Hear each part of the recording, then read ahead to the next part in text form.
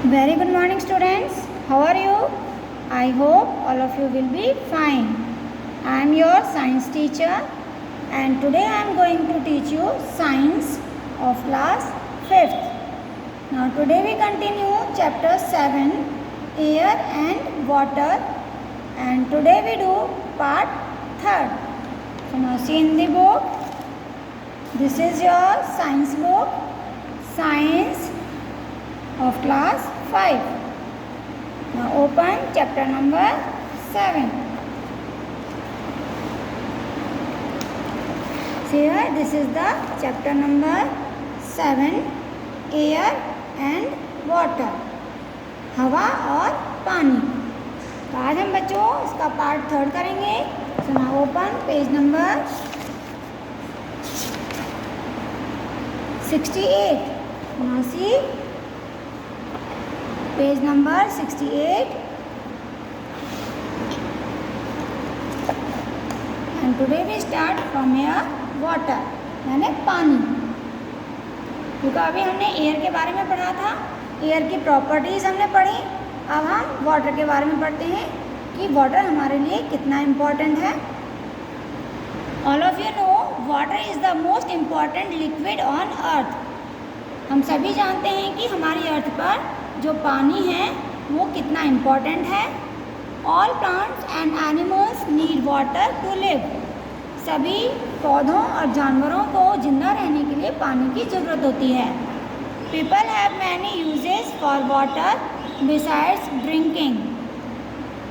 हम सभी को यानी कि सभी इंसानों को पीने के अलावा पानी का यूज़ अलग अलग कामों के लिए न किया जाता है. यानी कि हम पानी के अलावा पानी का यूज़ अलग अलग कामों के लिए भी करते हैं.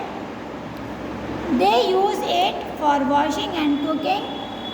अब कौन कौन से काम हैं, जैसे खाना पकाना, वॉशिंग यानी धोना, हम कपड़े धोते हैं, बर्तन धोते हैं, तो धोने के लिए, खाना पकाने के लिए. जिससे दे यूज़ इट इरिगेट क्रॉप्स. जो हमारी फसल होती है, फसलों में हम पानी देते हैं तभी उसकी ग्रोथ होती है, तो फसलों को भी पानी की ज़रूरत होती है. एंड लॉन, लॉन मीन्स हमारा जो गार्डन होता है उसमें जो हमारे प्लांट्स होते हैं हम उनमें पानी देते हैं. टू क्लीन स्ट्रीट्स, रोड की सफाई करने के लिए. एंड टू ऑपरेट कूलर्स, और जब हम घर में अपने कूलर चलाते हैं तो कूलर में भी बच्चों पानी भरना पड़ता है, क्योंकि बिना पानी के तो कूलर ठंडा ही नहीं करेंगे, इसलिए कूलर में भी पानी की ज़रूरत होती है. तो ये सभी अलग अलग तरह के काम हैं जिनमें हम पानी का यूज़ करते हैं. They also use the power of flowing water to produce electricity. और बच्चों पानी से, पानी का जो बहाव होता है यानी कि उसकी जो स्पीड होती है, उसकी स्पीड से हम इलेक्ट्रिसिटी भी बनाते हैं, यानी कि पानी से बिजली भी बनाई जाती है. Water covers almost 75% of earth surface in the form of oceans, rivers and lakes, but very little of this water is fit for use.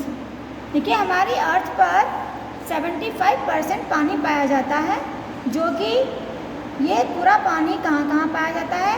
Ocean जो महासागर हैं, नदियों में, झीलों में, इन सभी जगहों पर 75% पानी पाया जाता है. लेकिन इसमें से पीने लायक पानी बहुत ही कम होता है. Only 3% of the earth's water can be use for drinking. इसमें से बच्चों सिर्फ हम 3% पानी ही पीने के लिए यूज़ करते हैं. People dump garbage and sewage into these water bodies. Factories also release oil, poisonous chemicals and other waste into water. These substances which make the water dirty are called the impurities. अब बच्चों ये जो पानी हमें मिलता है पीने के लिए 3%, उसमें भी जो लोग हैं वो अपना जो कूड़ा कचरा होता है वो पानी में डाल देते हैं. जो बड़ी बड़ी फैक्ट्रीज़ होती हैं उनके जो गंदे ऑयल होते हैं वो उनमें पानी में डाल देते हैं. यानी कि इन सभी चीज़ों से जो पानी है वो गंदा कर दिया जाता है, और इन चीज़ों को हम इम्प्योरिटीज़ कहते हैं, जिससे पानी इम्प्योर होता है. अब जो बच्चे इम्प्योरिटीज़ हैं यानी कि अशुद्धियाँ यानी गंदगी, तो ये हमारी जो पानी में इम्प्योरिटीज़ होती हैं ये भी हमारी 2 टाइप्स की होती हैं. तो पहले हम पढ़ते हैं इम्प्योरिटीज़ क्या हैं। अभी जैसे मैंने आपको बताया कि जो सब्सटेंस यानी कि जो चीज़ें पानी को गंदा करती हैं, पीने लायक नहीं बनाती, वो उसे हम इम्प्योरिटीज़ कहते हैं।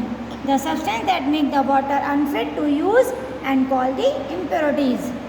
Impurities are of two types. Impurities बच्चों टू टाइप्स की होती हैं। एक होती हैं हमारी इम्प्योरिटीज़ जो सॉल्युबल होती हैं, यानी पानी में मिक्स हो जाती हैं, वो हमें दिखाई नहीं देती, तो उसे कहते हैं हम सॉल्युबल इम्प्योरिटीज़। यानी all those impurities that can dissolve in water are called the soluble impurities. For example salt of potassium and magnesium. ये इम्प्योरिटीज़ हैं जो पानी में मिक्स हो जाती हैं और हमें दिखाई नहीं देती। Now second is insoluble impurities. Removing insoluble impurities. अब जो इनसॉल्युबल का मतलब है जो पानी में मिक्स नहीं होती, उन्हें हम देख सकते हैं, तो हम उन्हें अलग अलग मतलब पानी में से अलग किस तरह से करेंगे।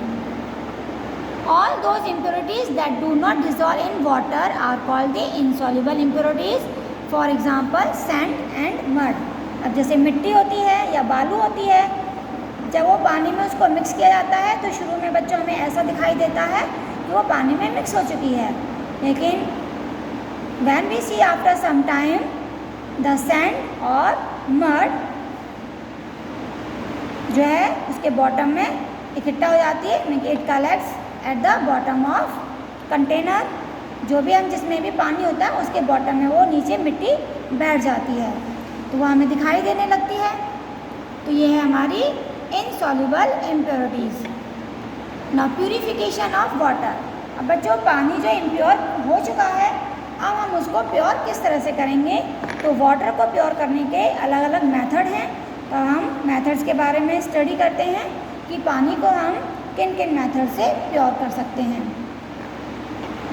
We can remove insoluble impurities like sand by using the following methods. सबसे पहले हम जो इनसॉल्युबल इम्प्योरिटीज़ हैं जैसे मिट्टी, उसे हम पानी में से किस तरह से अलग करेंगे। So now method is sedimentation. तो सेडिमेंटेशन देखो इस तरह से होता है ये।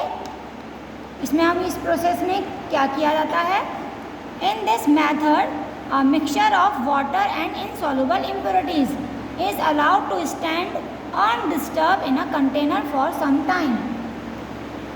इसको दूर करने के लिए मतलब पानी में से मिट्टी को दूर करने के लिए हम पानी को एक कंटेनर में भरकर कुछ टाइम के लिए रख देते हैं, हम फिर उसे डिस्टर्ब नहीं करते।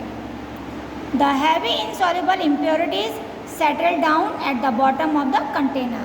फिर कुछ टाइम के बाद जो उसमें इम्प्योरिटीज़ हैं वो कंटेनर के यानी कि जिस बर्तन में हमने पानी भरा हुआ है उसके बॉटम में नीचे बैठ जाती है। And this layer of impurities is called the sediment. तो जो नीचे मिट्टी बैठी हुई है उस लेयर को हम कहते हैं sediment.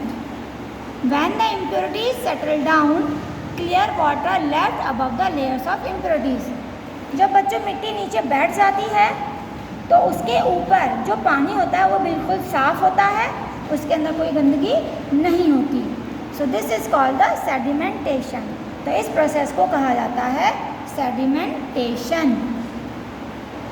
Now second is decantation.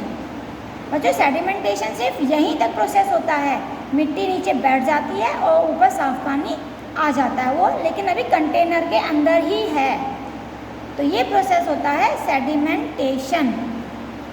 अब जो नेक्स्ट प्रोसेस है वो उसके आगे का प्रोसेस है। After sedimentation the clean water is poured gently into a separate container without disturbing the sediments of impurities. This is called the decantation. बच्चों जो कंटेनर में ऊपर साफ पानी इकट्ठा हो चुका है, जब हम उस पानी को धीरे से, देखिए यहाँ पर इस पिक्चर में इस कंटेनर में पानी साफ पानी ऊपर आ चुका है। अब ये जो साफ पानी है हमें इस दूसरे ग्लास में धीरे से उसमें पलट लिया बिना मिट्टी को डिस्टर्ब किए। तो जो साफ पानी इसमें से हमने दूसरे ग्लास में पलटा है यानी कि पलट लिया है, तो ये प्रोसेस होता है हमारा डिकेंटेशन, यानी साफ पानी को दूसरे कंटेनर में पलटना। तो this process is called the decantation. Now we can improve the rate of sedimentation by adding chemicals like alum. This is known as the filtration. देखिए इसको हम this is known as the loading. जब हम chemical जो उसमें क्या कहते हैं सेडिमेंटेशन जो इसमें गंदगी नीचे बैठी हुई है उसमें हम केमिकल्स डालकर उसको थोड़ा प्योर कर सकते हैं, तो हम इसे कहते हैं लोडिंग. तो बच्चों पार्ट 3 आज हम यहीं तक करेंगे. So now thank you, have a nice day.